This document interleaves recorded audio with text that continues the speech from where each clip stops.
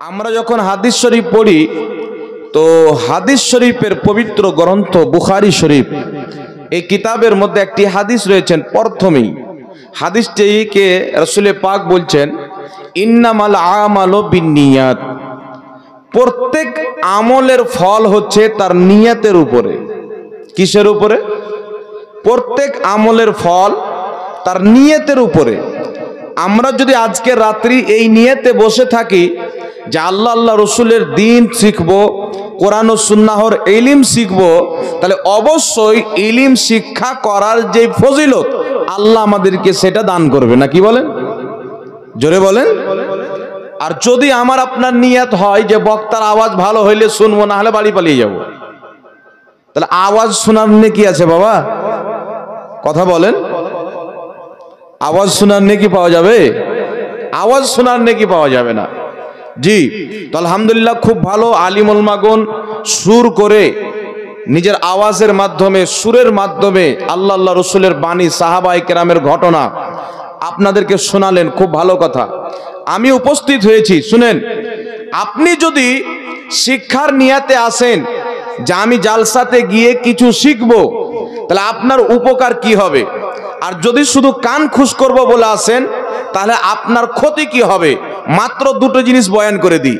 রাসূল করিম সাল্লাল্লাহু আলাইহি সাল্লামের হাদিস তাফসিরে কবিরের মধ্যে একজন ব্যক্তি যখন নিয়ত করে, ইরাদা করে যে আমি ইলমে দিন শিক্ষা করতে যাব, সেটা মাদ্রাসা হতে পারে, জালসা হতে পারে, বা কোনো শাইখের, কোনো মুর্শিদের বা কোনো আলিমের বাড়িও হতে পারে, আমি যাব ইলমে দিন শিক্ষা করব। তো রাসূল পাক বলছেন যখনই এই নিয়তটা করে ফেলে কোনো বান্দা, আল্লাহ সঙ্গে সঙ্গে তার উপরে রহমতের ফেরেশতা নিক্ষেপ করে দেয়। জোরে বলেন সুবহানাল্লাহ। রহমতের ফেরেশতা নিক্ষেপ করে দেয়। তারপরে যখন ওই বান্দা চলতে আরম্ভ করে ইলমে দিন শিক্ষা করার জন্য, ভারত থেকে বাংলাদেশ, ভারত থেকে চীন, বা বাঙ্গাল থেকে ঝাড়খণ্ড, বা বাঙ্গাল থেকে উত্তরপ্রদেশ, যেখানে শিক্ষা করতে যাবে ইলম, বাড়ি থেকে যখন বের হয় সঙ্গে সঙ্গে আল্লাহ পাকের মুকাররব মালায়েকা ফেরেশতাগণ তার কদমের নিচে নিজের ডানাকে বিছিয়ে দেয়। জোরে বলেন সুবহানাল্লাহ। জিবরিল আলাইহিস সালাতু ওয়াস সালামের মতন ফেরেশতা, যিনি সমস্ত ফেরেশতার সরদার, তিনি নিজের ডানাকে বিছিয়ে দেয়। আর শুনেন, জিবরিল আলাইহিস সালাতু ওয়াস সালামের ডানা কত বড়।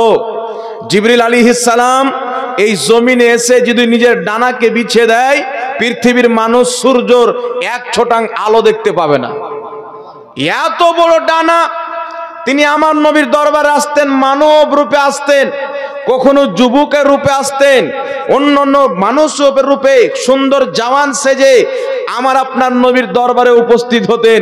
এইরকম একজন মালায়েকা নিজের এত বড় রহমতের পর একজন তালিবে ইলম, যিনারা ইলম শিক্ষা করতে যায়, তিনাদের কদম তলে বিছিয়ে দেয়। জোরে বলেন সুবহানাল্লাহ।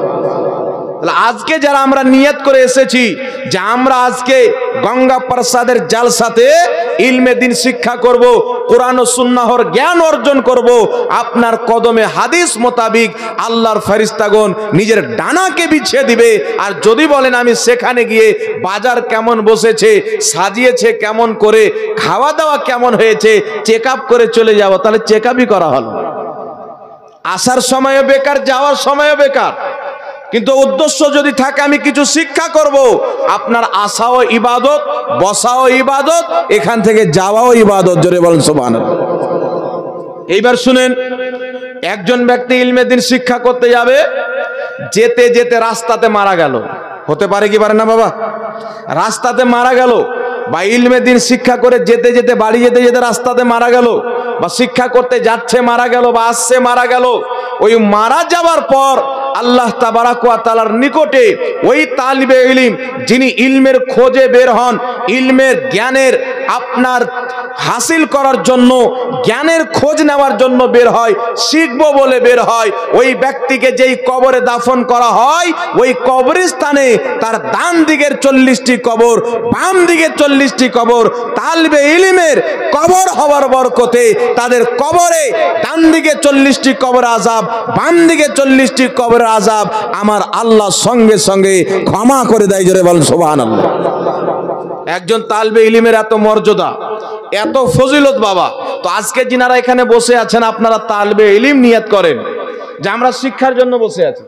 এই নিয়ত যদি হয় তাহলে আমাদের আসা যাওয়া বসা সব কামিয়াব হবে।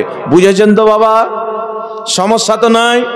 এইবার চলে আসেন, এই গ্রামের লোক ভালোভাবে দেখে যাচাই বাছাই করে ভালো ভালো ওলামায়ে কেরামকে নিয়ে এসেছেন যে কাদের দ্বারা মানুষ বেশি উপকৃত হবে, না কি বলেন?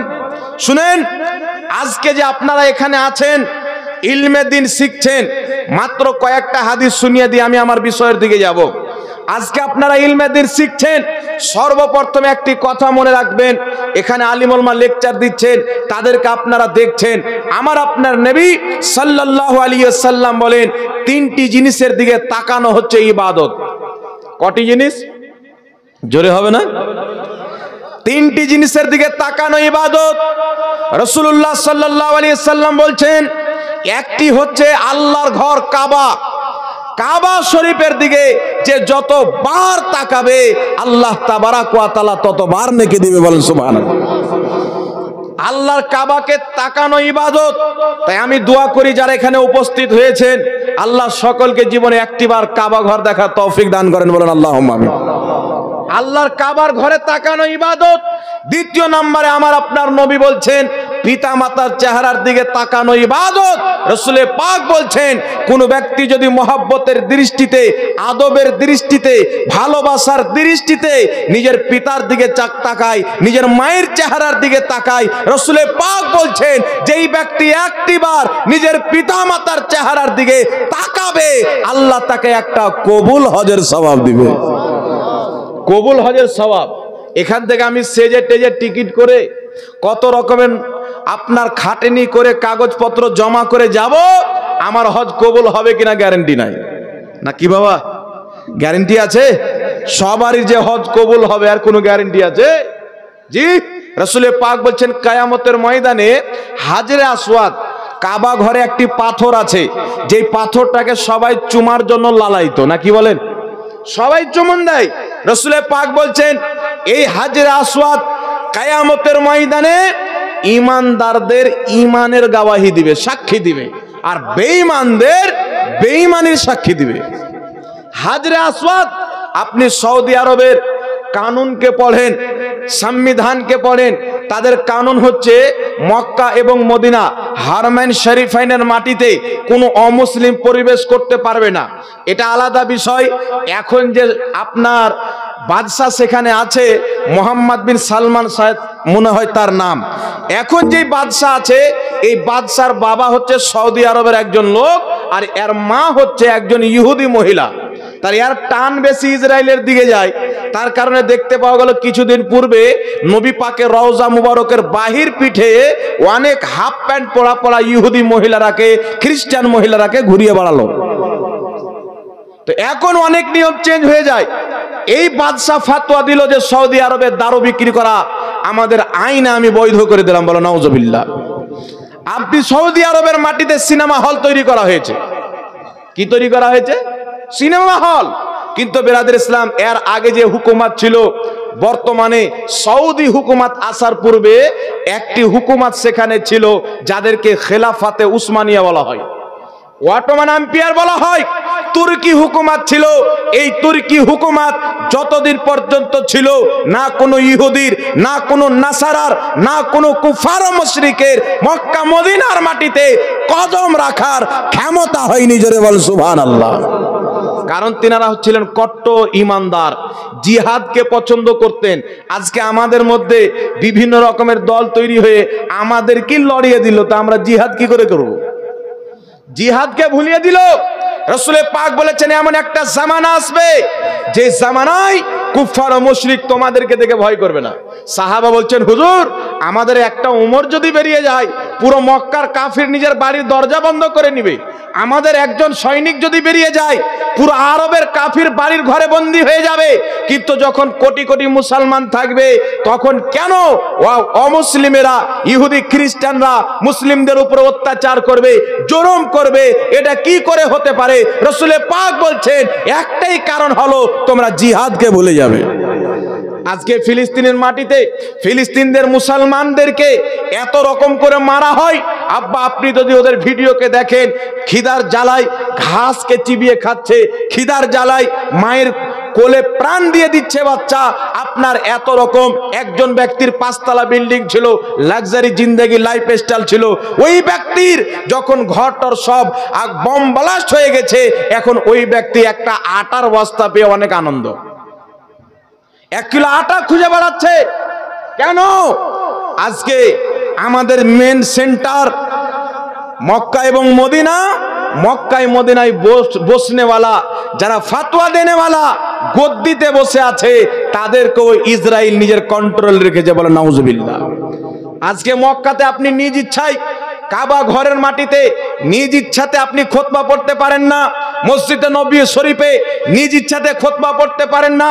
সৌদির সরকার যেই খুতবা আপনাকে লিখে দিবে, সেখানকার ইমাম ওই খুতবাটাকেই পাঠ করবে। এর চাইতে দুর্ভাগ্য আর কি হতে পারে? মক্কা মদিনাতে যদি আলিমুল মাজাদ না থাকে, আর এর বিরোধিতা করতে গিয়ে 300-র চাইতে বেশি আলিমুল মা সৌদি আরবে জেলে বন্দী আছে, 300-র চাইতে বেশি। তাই বিরাদের ইসলাম, এর পূর্বে যখন কানুন ছিল, অমুসলিমরা সেখানে কদম রাখতে পারতো না, নিজের পাও রাখতে পারতো না। আল্লাহু আকবার কবিরা। কাবা ঘর এমন একটি পবিত্র ব্যক্তি, আমার রসুল বলছেন কাবা ঘরের দিকে তাকানো হচ্ছে ইবাদত, পিতামাতার চেহারার দিকে তাকানো ইবাদত। মক্কা মদিনা যাবেন, হজ হবে কি হবে না গ্যারেন্টি পাওয়া যায় না। হজ তো করলাম, কবুল করবে কি না করবে এটা তো আমার কাছে নাই, এটা তো হচ্ছে আল্লাহর কাছে। কিন্তু আমার নবী সার্টিফিকেট দিয়ে দিচ্ছেন, গ্যারেন্টি দিয়ে দিচ্ছেন, এই যুবক যুবতীরা তোমরা নিজের পিতা মাতার চেহারার দিকে একটিবার যদি মোহাব্বতের নজরে তাকাও, মকবুল হজের, কবুল হজের সওয়াব পাওয়া যাবে। জোরে বলতে হবে সুবহানাল্লাহ। সাহাবা বলছেন হুজুর কেউ যদি 2 বার তাকায়, সাহাবা বলছেন হুজুর কেউ যদি 2 বার তাকায়, রাসূল পাক বলছেন 2টি কবুল হজ। 3 বার তাকান 3টি কবুল হজ, 4 বার তাকান 4টি কবুল হজ। তারপরে আমার নবী বলছেন তৃতীয় নাম্বারটি আলিম ওলামার চেহারার দিকে তাকানো ইবাদত। জোরে বলেন সুবহানাল্লাহ। কোন আলিম ওলামা? যারা মানুষকে হেদায়েতের পথ দেখায়, কোরআন হাদিসের নামে মানুষকে লড়াই না। এখন আমাদের মসজিদে লড়াই লাগিয়ে দিয়েছে, কবরস্থানে লড়াই লাগিয়ে দিয়েছে, আছে না নাই? কেউ হাত বাঁধছে এখানে, কেউ বাঁধছে এখানে, কেউ বাঁধছে এখানে। কিছুদিন পর দেখবেন কেউ ছেড়ে নামাজ পড়ছে, ও ফের বলবে ভাই কত জ্বালাতে পড়বো, কেউ এখানে বাঁধছে কেউ এখানে বাঁধছে, আমি ছেড়েই পড়বো, আমি কোনো দিকই নাই। মসজিদে ঝামেলা আছে না নাই বাবা? জোরে বলেন। আজকের ইসলামের ইতিহাসকে পড়েন, বেশি নয় মাত্র 50 বছর পূর্বে যান, এখানে অনেক বাবারা আছেন 50 বছর পূর্বের, জিজ্ঞাসা করেন মসজিদে হোক, দোকানে হোক, বাড়ি ঘরে, যেখানে যে কোনো অনুষ্ঠানে হোক, মানুষ যখন দাঁড়িয়ে ইয়া নবী সালামু আলাইকা পাঠ করেছে, সবাই দাঁড়িয়ে মোহাব্বতের সহিত আওয়াজে আওয়াজ মিলিয়ে পড়েছে। এখন কিছু লোক আছে পালিয়ে যায়, কিছু লোক আছে মন খুলে পড়ে, কিছু লোক আছে শুধু দাঁড়ায় কিন্তু চুপচাপ থাকে, পড়ে না। মানে ও ডাউটে আছে যে এটা পড়লে যদি জাহান্নামে চলে যায়, বেচারা টেনশনে পড়ে আছে। তো কত কত জায়গাতে দ্বন্দ্ব আছে। কবরস্থানের মাটিতে চলে যান, জানাজার নামাজের পর এক মৌলভী সাহেব দোয়া করতে আরম্ভ করেছে, পিছন দিকে 10টা লোক গাঁজা খানেওয়ালা ফাতোয়া দিচ্ছে এটা বিদআত। দাফন করার পর কিছু লোক পালিয়ে যাচ্ছে, কিছু লোক কবরস্থানে থেকে যাচ্ছে দোয়া করার জন্য। তো আমাদের কবরস্থানে দ্বন্দ্ব কে লাগালো? আমাদের জানাজার মাঠে দ্বন্দ্ব কে লাগালো? আমাদের মসজিদে দ্বন্দ্ব কে লাগালো? এই দ্বন্দ্ব লাগানেওয়ালা কোনো সাধারণ মানুষ না, এই দ্বন্দ্ব লাগানেওয়ালা হচ্ছে দাড়ি টুপিওয়ালা শয়তান, দাড়ি টুপিওয়ালা লোক। আর এগুলা হচ্ছে ইহুদিদের চক্রান্ত, ইসরায়েলের চক্রান্ত। আমেরিকা থেকে ফান্ডিং করা হয়, ইসরায়েল থেকে ফান্ডিং করা হয়, আসল মুসলমানকে পথভ্রষ্ট করার জন্য, ফিতনা তৈরি করার জন্য, দলে দলে বিভক্ত করার জন্য একটি বহুত বড় চাল করা হয়েছে, বহুত বড় একটি পরিকল্পনা করা হয়েছে। আর বলা হয়েছে যারা মুসলমান আছে তাদের উপরে কুফরের ফতোয়া দাও, শিরকের ফতোয়া দাও, বিদআতের ফতোয়া দাও, আর তাদের মধ্যে ভয় ভরে তাদের মধ্যে কনভার্ট করে দাও, ভয় ভরে পরিবর্তন করে দাও। তার কারণে কিছু মানুষ বাপরে নাভির নিচে হাত বানা বিদআত, টান দেখি উপরে চলায়। কিছু লোক ফের বলছে যে আস্তে আমিন বলা বিদআত, জোরে আমিন বলা ইমাম সাহেব ওয়ালা দলিন মুক্তাদি দিলে আমিন। এরকম আছে না নাই বাবা? এই ঝগড়া আমাদের সমাজে আছে না নাই? এই ঝগড়া 50 বছর পূর্বে ছিল আপনাদের এলাকায়? জি, 50 বছর পূর্বে ছিল? 150 বছর পূর্বে তো পুরো দুনিয়াতেই ছিল না। 150 বছর পূর্বে পুরো দুনিয়াতে ছিল না। আমার নবী বলেছেন, আলিম ওলমার চেহারার দিকে তাকানো ইবাদত। কোন আলিম? যারা মানুষকে ফিতনার কথা বলবে না, মানুষকে আল্লাহ আল্লাহ রসুলের কথা শোনাবে। একটু জোরে বলতে হবে সুবহানাল্লাহ। তার কারণে বেরাদের ইসলাম, আলিম ওলমার সাথে সম্পর্ক রাখতে হবে, আর যেমন তেমন না, যোগ্য আলিমদের সাথে সম্পর্ক রাখতে হবে। মাসলা মাসাইল তাদেরকে জিজ্ঞাসা করতে হবে। এখন সারা জীবন রাজমিস্ত্রি করনেওয়ালা ইসলামের গুরু, সারা জীবন কম্পিউটার চালানেওয়ালা ইসলামের গুরু, বড় বড় মৌলবীকে নাম নিয়ে চ্যালেঞ্জ দেয়। যেই ব্যক্তি 10 বছর 15 বছর 20 বছর মাদ্রাসাতে পড়েছে, যেই ব্যক্তি শত শত কিতাব লিখেছে, একজন ব্যক্তি ঘরের কোণাতে বসে ওই রকম একটা আলিমকে চ্যালেঞ্জ দেয়। কিছুদিন পর আপনার গ্রামের একটা ছেলে এসে যদি আমাকে চ্যালেঞ্জ দেয়, এটা কিয়ামতের আলামত কি আলামত না বাবা? এটা জোরে বলেন, আলামত কি আলামত না? এখন হঠাৎ করে এসে পৃথিবীতে একটা ফতোয়া দিয়ে দেওয়া হলো যে তারাবির নামাজ 20 রাকাতের যত হাদিস আছে সব জাল, 8 রাকাতের হাদিস সহি। চিন্তা করেন তো বাবা, এই 20 রাকাত তারাবি কতদিন থেকে চলছে? আরে জোরে হবে না, কতদিন থেকে চলছে বলেন? জি, আজ থেকে চলছে। এই 20 রাকাত যেটা সারা জীবন থেকে চলে আসছে, সাহাবা, তাবিন, তাবে তাবিন, সালফে সালেহিন, সালাফ ও খালাফ, মুতাকাদ্দিমিন, মুতাআখিরিন সবাই যেটাকে গ্রহণ করেছেন, আজকে সব বাদ। নিজে তাহকিক করো, সব বাদ। ইমামে আজম, ইমাম শাফি, ইমাম মালিক, ইমাম আহমদ বিন হাম্বল, সাহাবায়ে কেরাম, তাবিন, তাবে তাবিন, গৌস, কুতুব, আবদাল, আওতাল, আউলিয়া, পীর, ওলি যত তাহকিক করেছেন, এগুলো সব পানিতে। এখন ডিজিটাল ইসলাম চালু করো, এখন নতুন ইসলাম চালু করো। এই দ্বন্দ্ব আমাদের সমাজে ঢুকেছে বাবা, বহুত কষ্ট হয়। একটা মসজিদে দেখতে পাওয়া যায় 50টা নামাজি, আপনার 50টা নামাজির মধ্যে 45টা নামাজি 20 রাকাত তারাবির নামাজ পড়ে, আর 8টা 5টা নামাজি পিছন থেকে পালিয়ে যায়। এরা শুধু খুঁজে থাকে। তাহলে এই যে 8 রাকাতের কথা মানুষকে কে বললো? কিন্তু শুনেন, আজকে আপনাকে বলে দিতে চাই, আর এটা শুধু আমি বলে চলে যাই না, ইনশাআল্লাহ যখন প্রয়োজন পড়বে এই বিষয়ে আমি চ্যালেঞ্জ করে দিতে চাই। আলহামদুলিল্লাহ, এই পৃথিবীর মাটিতে এমন কোন মৌলবী, এমন কোন মুফতি, এমন কোন মুহাদ্দিস, এমন কোন শেখ, এমন কোন মাস্টার ডাক্তারের জন্ম হয়নি যে 8 রাকাতের পক্ষে একটা সহিহ হাদিস দিতে পারবে। আলহামদুলিল্লাহ, যারা 20 রাকাত তারাবির নামাজ আদায় করে, তাদের একটা না দুটা না, যত সহিহ হাদিস আছে এই পৃথিবীর 8 রাকাত পড়নেওয়ালাদেরকে দাফন করা হবে। বলুন সুবহানাল্লাহ। চ্যালেঞ্জ থাকলো আমার, কেউ যদি থাকে বাংলার মাটিতে খাড়ো করেন। বাংলাদেশ থেকে তো বহুত চ্যালেঞ্জ করে। আপনাদের বাঙালি একটা লোক আছে, জলঙ্গিতে বাড়ি, ব্রাদার রাহুল ওর নাম, নামটা শুনেছেন? ব্রাদার রাহুল, কোরআন পড়ার ঢং নেই, খুতবা পড়ার ঢং নাই, বড় বড় মৌলবীকে চ্যালেঞ্জ করছে। এখন একটা বাংলাদেশের দেওবন্দি মতের আলিম, কি নাম আলিমটার নাম? ওসামা সাহেব। আর এ বসেছিল, এ ওসুলি বুঝে না, আরবি পড়ছে তো ভুল করছে। তো পরে চিন্তা হলো যার সাথে বসে লোকটা কি করেছে শুনেন। এ চ্যালেঞ্জ করেছে যে 8 রাকাত তারাবি না 20 রাকাত তারাবি উমর ফারুকের জামানায় কোনটা আদেশ দেওয়া হয়েছিল।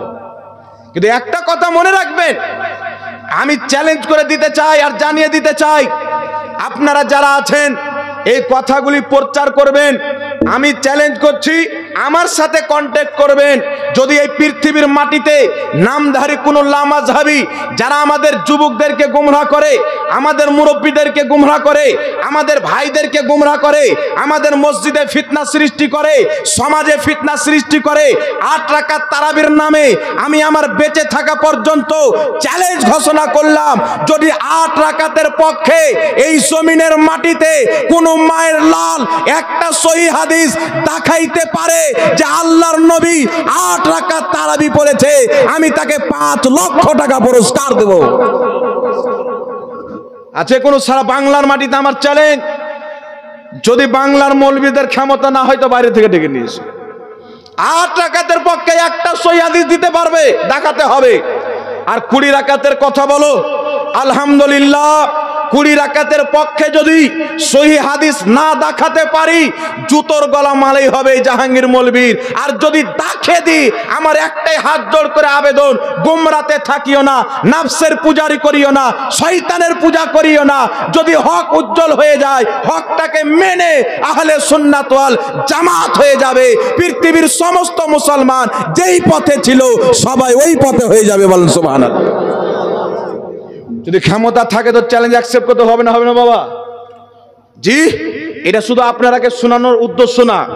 আমি যেখানে যে আলহামদুলিল্লাহ বলার চেষ্টা করি আপনার সমাজ যেন এই ধরনের নাপাক বক্তব্য থেকে রক্ষায় থাকে, আপনার সন্তান যেন বেঁচে থাকে, আপনার মসজিদে যেন দ্বন্দ্ব তৈরি না হয়। আর আমার সামনে দেখছেন মিডিয়ার ভাইরা এসেছেন, এদের মাধ্যমে আমি যাদেরকে বলছি তাদেরও কানে খবর যাবে।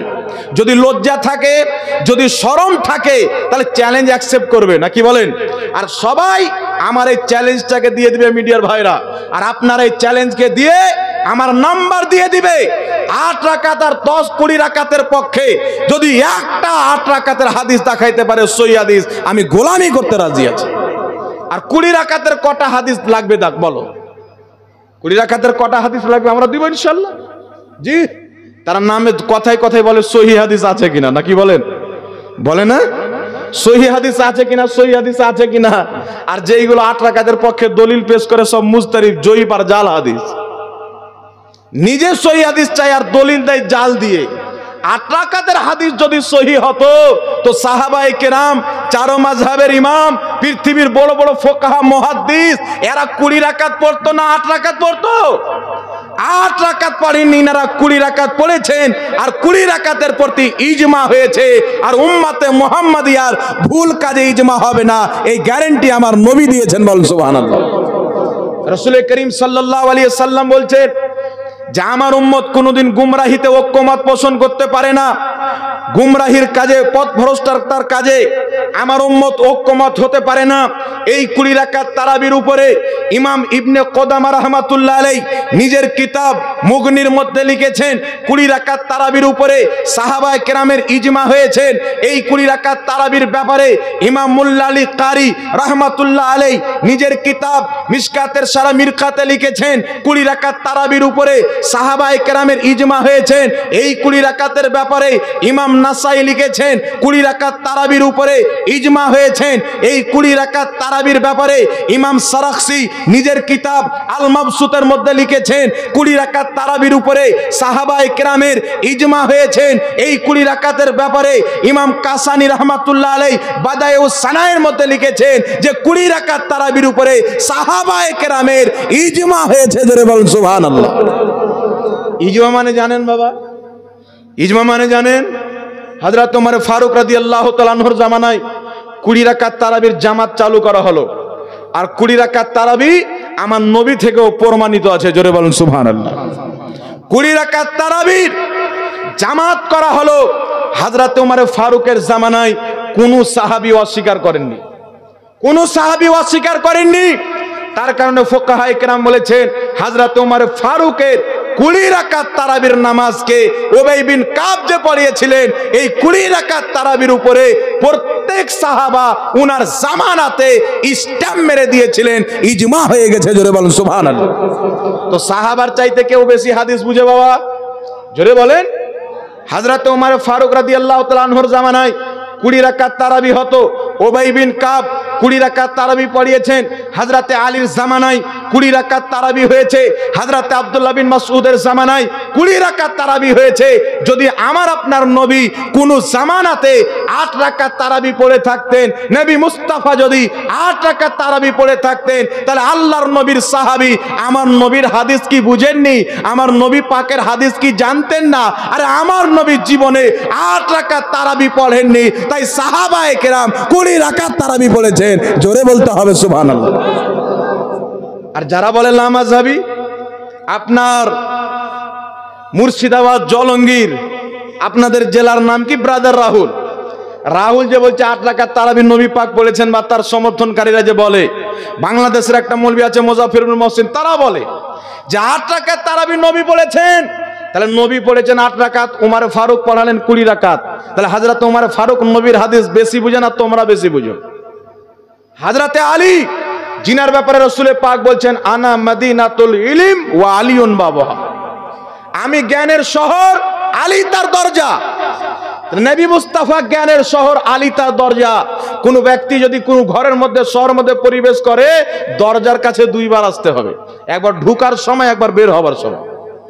এত বড় জ্ঞানী ব্যক্তি হযরতে আলী রাদিয়াল্লাহু তাআলা আনহু, সাহাবায়ে কেরামের মধ্যে বিখ্যাত ইলমওয়ালা জ্ঞানী ব্যক্তি, এমন একজন সাহাবী আলী রাদিয়াল্লাহু তাআলা আনহু নিজের জামানায় অন্য সাহাবীদেরকে, উনার মান্যকারীদেরকে, মুসলমানদেরকে আদেশ দিলেন তোমরা তারাবির নামাজ 8 রাকাত না, তিনি আদেশ দিয়েছিলেন 20 রাকাত পড়ো। জোরে বলতে হবে সুবহানাল্লাহ। বিখ্যাত মুজতাহিদ তবকার সাহাবী হযরতে আব্দুল্লাহ ইবনে মাসউদ রাদিয়াল্লাহু তাআলা আনহুর জামানায় তিনি বলছেন আমরা 20 রাকাত তারাবি পড়তাম।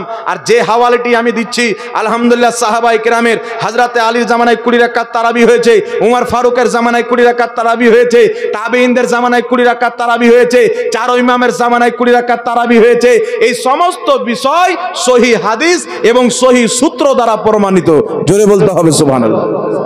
তাহলে সাহাবায়ে কেরামের চাইতে সুন্নাত আজকের মৌলবি বেশি বুঝে বাবা, একটু জোরে বলেন বেশি বুঝে। একজন সাহাবী দেখিয়ে দেখছে 8 রাকাত তারাবি পড়েছে, কেউ দেখাতে পারবে না।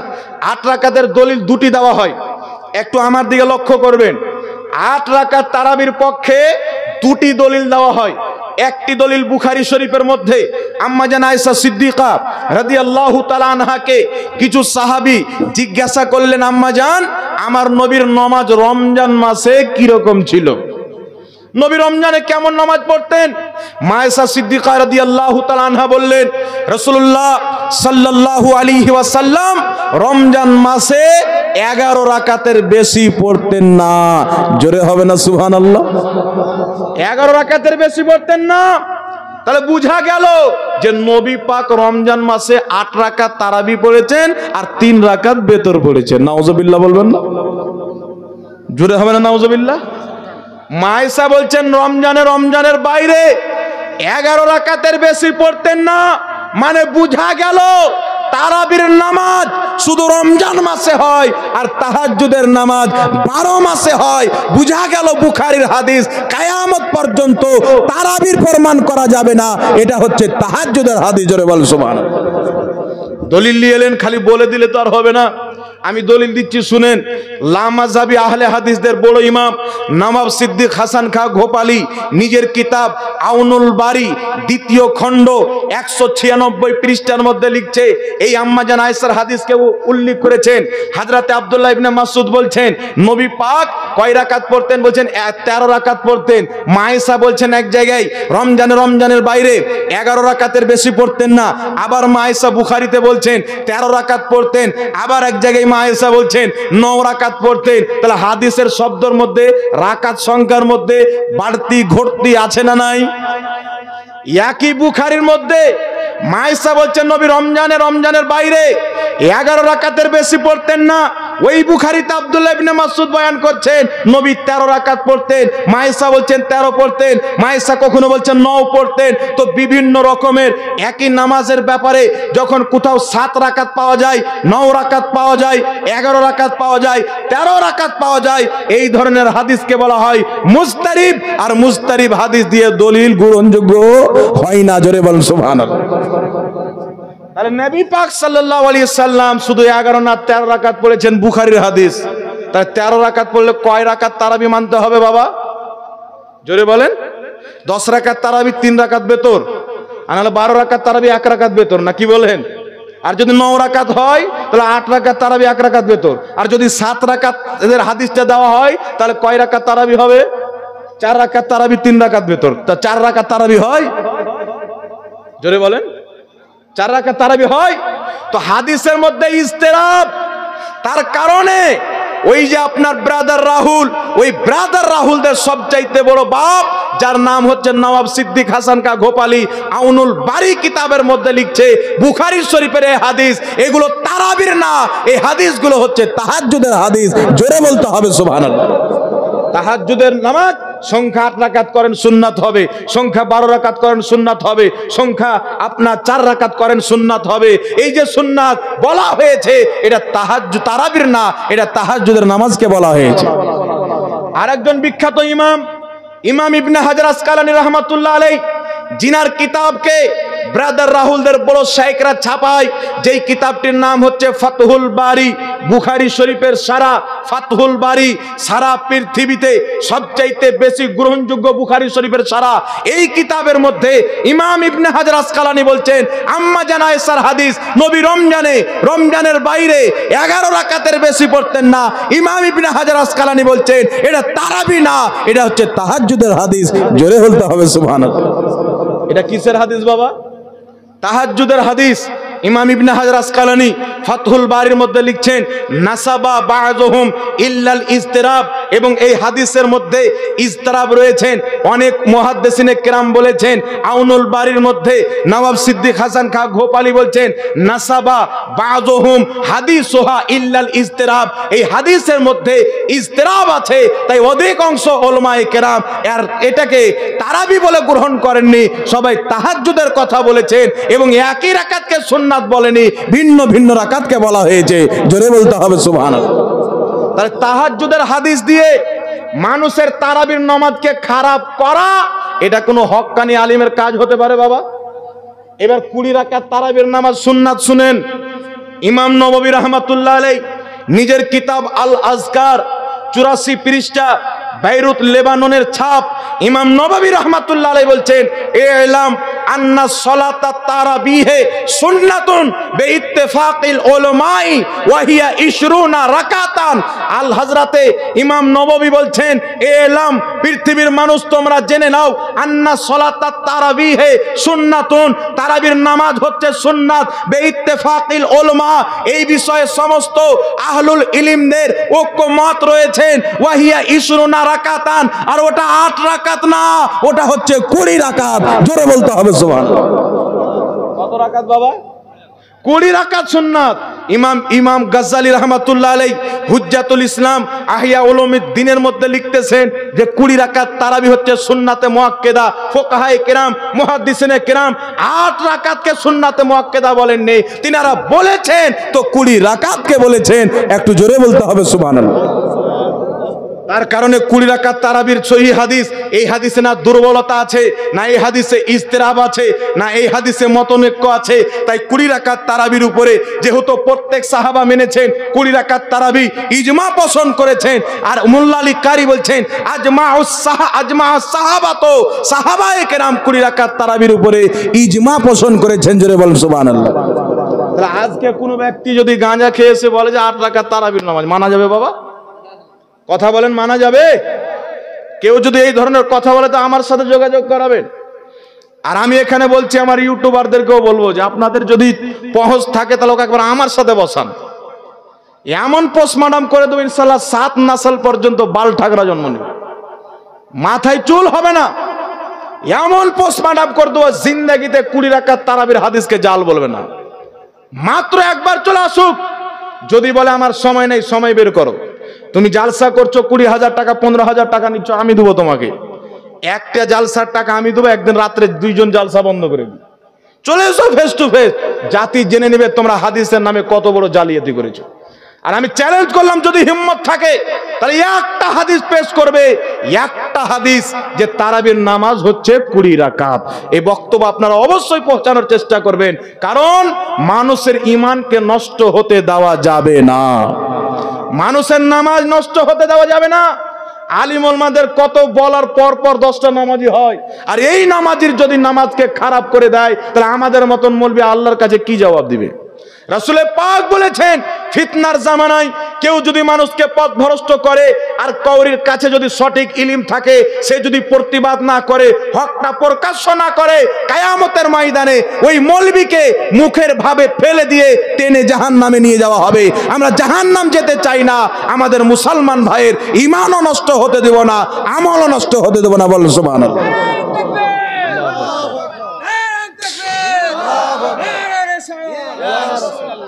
এইবার চলে আসেন বিরাদর ইসলাম, আর একটা মাসালা আপনাদের সম্মুখে ক্লিয়ার করে দিই। মাসলাটা হচ্ছে যে আমাদের ঈদ গেল কয়েকদিন হলো, বেশি দিন যায়নি, টাটকা আছে, একটু বলে দিই। আপনাদের সমাজে আছে না নাকি কিছু লোক বেরিয়েছে এখন নতুন বিস্তারা নিয়ে, নতুন ফতোয়া নিয়ে বেরিয়েছে যে টাকা দিয়ে ফিতরা আদায় করা হবে না। সারা পৃথিবীর লোক যদি টাকা দিয়ে ফিতরা আদায় করে তাহলে সারা পৃথিবীর লোকের ফিতরা হবে না, সবাই গুনেগার। এই ফতোয়া দেওয়া হয়েছে না হয়নি বাবা? কথা বলেন। আপনারা হয়তো শুনেননি, যারা সোশ্যাল মিডিয়াতে জুড়ে আছে তারা অবশ্যই শুনে হবে। তাহলে শুনেননি তো কিছুদিন পর শুনতে পারেন, তো মাসলাটা ক্লিয়ার করে নিয়ে চলে যান যেন আপনাকে কেউ গুমরা না করতে পারে। আচ্ছা বলেন তো বাবা, আপনারা অনেক দিন থেকে টাকা দিয়ে ফিতরা দিচ্ছেন না, দেন না? এখন যদি হুট করে কোনো মৌলবি এসে বলে যত টাকা দিয়ে ফিতরা দিয়েছে সবাই গুনেগার, কওরির ফিতরা হয়নি, আপনার মনটা খারাপ করবে কি করবে না? জি, তাহলে আপনার ঈমান অটোমেটিক দুর্বল হয়ে যাবে। তার কারণে ইউটিউব যখন খুলবেন, ফেসবুক যখন খুলবেন, লম্বা দাড়ি হয়ে ফতোয়া শুনলে হবে না। এরে বাপরে, লম্বা দাড়ি এই ফতোয়াটা দিয়ে দিল, গ্রহণযোগ্য হবে না। লম্বা টুপি দেখে হবে না, লম্বা পাগড়ি দেখে হবে না, লম্বা জুব্বার ঘুমটা দেখে হবে না। ফতোয়া দেখতে হবে, যদি তার ফতোয়া ইমাম মুজতাহিদিনদের পক্ষে হয়, মুহাদ্দিসিনে কেরামের পক্ষে হয়, সাহাবার পক্ষে হয়, তার ফতোয়া মানা যাবে। সাহাবার বিপক্ষে যদি হয়, লাথি মেরে ওই ফতোয়াকে পালিয়ে দিতে হবে, তাড়িয়ে দিতে হবে, ওই ফতোয়া গ্রহণযোগ্য হবে না। এই জন্য বিরাদর ইসলাম নাম দিয়েছে আহলে হাদিস, কিন্তু হাদিসের হওয়া বুঝে না। নাম দিয়েছে আহলে হাদিস, জি, হাদিসের হওয়া বুঝে না।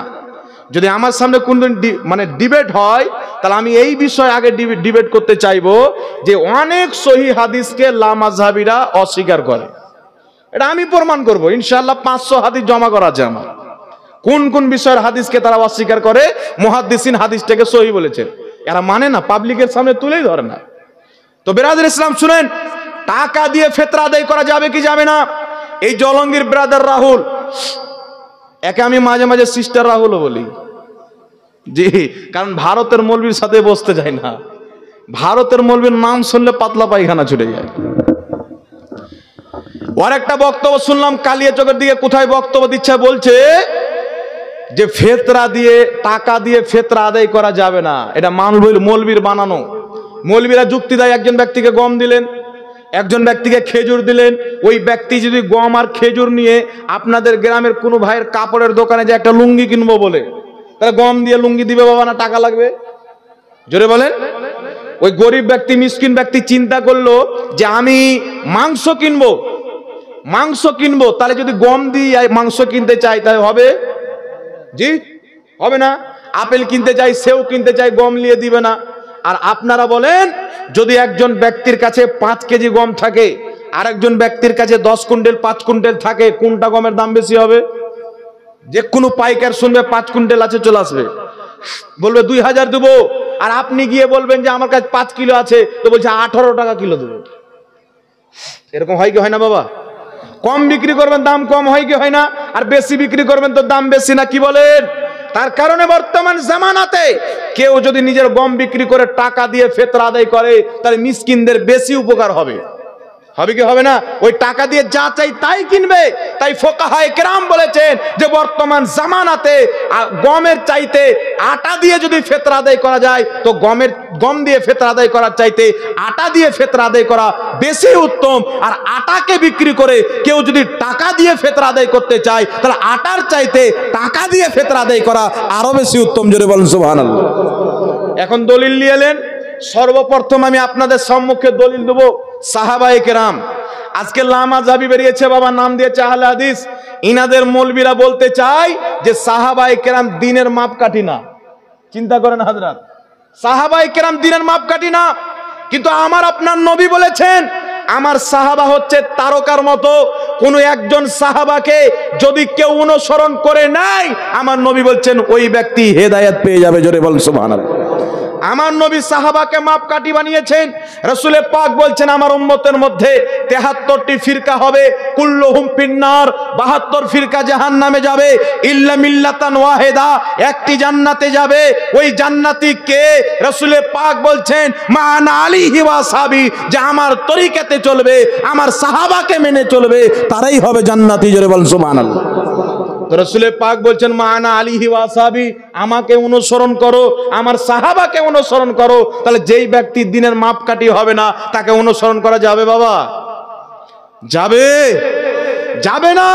তাই রাসূল পাক বলেছেন, আরো একটি হাদিস তিরমিজি সহ অনেক কিতাবের মধ্যে পাবেন, রাসূল পাক বলেছেন, আলাইকুম বিসুন্নতি ওয়া সুন্নাতি খুলফায়ে রাশিদিন আল মাহদিয়িন, আমার সুন্নাত, আমার খলিফাদের সুন্নাত তোমাদের জন্য জরুরি। জোরে বলুন সুবহানাল্লাহ। তাহলে সাহাবাকে মাপকাঠি কে বানিয়েছেন?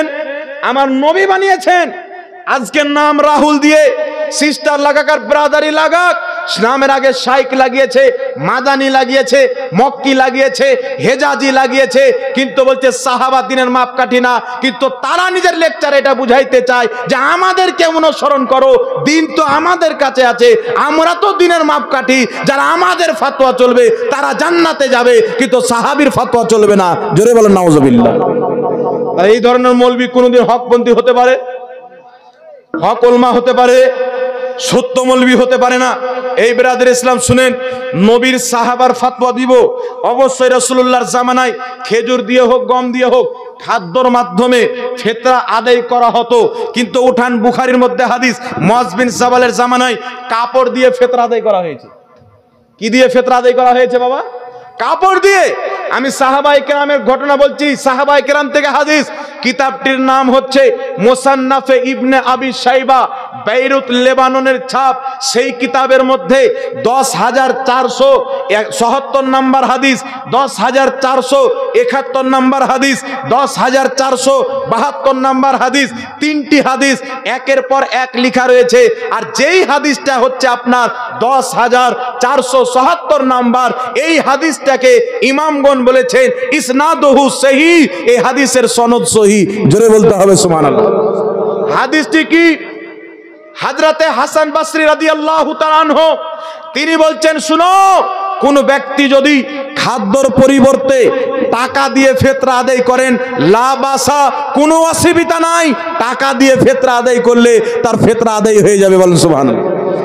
হযরতে আবু ইসহাক রাহমাতুল্লাহ আলাইহি, বিখ্যাত তাবেঈ, তিনি বলেন, আমি সাহাবায়ে কেরামকে দেখেছি, আল্লাহর নবীর সাহাবীগণ খাদ্যর পরিবর্তে টাকা দিয়ে, অর্থাৎ দিরহাম দিয়ে তারা ফিতরা আদায় করতেন। জোরে বলেন সুবহানাল্লাহ।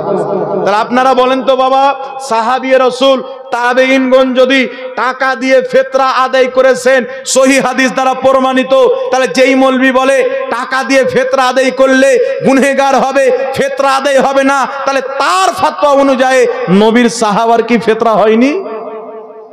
তাবেঈনের কি ফিতরা হয়নি? আর আমার নবীর সাহাবীর যদি ফিতরা না হয়, বিশ্বতে কার ফিতরা হতে পারে? সাহাবায়ে কেরামের যদি ফিতরা আদায় না হয়, তাহলে বুঝা গেল আল্লাহর নবীর সাহাবার মাসলা ছিল খাদ্যর পরিবর্তে টাকা দিয়ে ফিতরা আদায় করো, তোমার ফিতরা আদায় হয়ে যাবে। তাই কিয়ামতের সকাল পর্যন্ত যারা টাকা দিয়ে ফিতরা আদায় করবে, অবশ্যই তাদের ফিতরা আদায় হয়ে যাবে। জোরে বলতে হবে সুবহানাল্লাহ। তার কারণে বিশ্ববিখ্যাত ইমাম বদরুদ্দিন আইনি বুখারী শরীফের সারা উমদাতুল কারি, মিশর কাহেরার ছাপ, এই কিতাবের মধ্যে বলেছেন খাদ্যর পরিবর্তে টাকা দিয়ে ফিতরা আদায় করা জায়েজ। ইমাম সারাকসি রাহমাতুল্লাহ আলাইহি 1000 বছর পূর্বে নিজের কিতাব আল মাবসুতের মধ্যে লিখেছেন টাকা দিয়ে ফিতরা আদায় করা জায়েজ। জগৎ বিখ্যাত ইমামগণ হেদায়ের মধ্যে লিখেছেন টাকা দিয়ে ফিতরা আদায় করা জায়েজ। তাহতাবি আলা মারাকিল ফারার মধ্যে লিখেছেন টাকা দিয়ে ফিতরা আদায় করা জায়েজ। তাহলে বুঝা গেল পূর্বের মুসলমানদের সবারই ফতোয়া ছিল টাকা দিয়ে ফিতরা আদায় করা জায়েজ আছে। জোরে বলতে হবে সুবহানাল্লাহ। তাহলে কোন মৌলবি যদি বলে যে টাকা দিয়ে ফিতরা আদায় করা যাবে না, এই ফতোয়াটা হচ্ছে বিদাতীদের ফতোয়া, সুন্নাতীদের ফতোয়া না। এই ফতোয়া হচ্ছে বিদাতীদের ফতোয়া। তার কারণে বাবা, অবশ্যই যারা টাকা দিয়ে ফিতরা আদায় করেছেন, আপনাদের ফিতরা অবশ্যই আদায় হবে। একটু জোরে হবে না বাবা সুবহানাল্লাহ।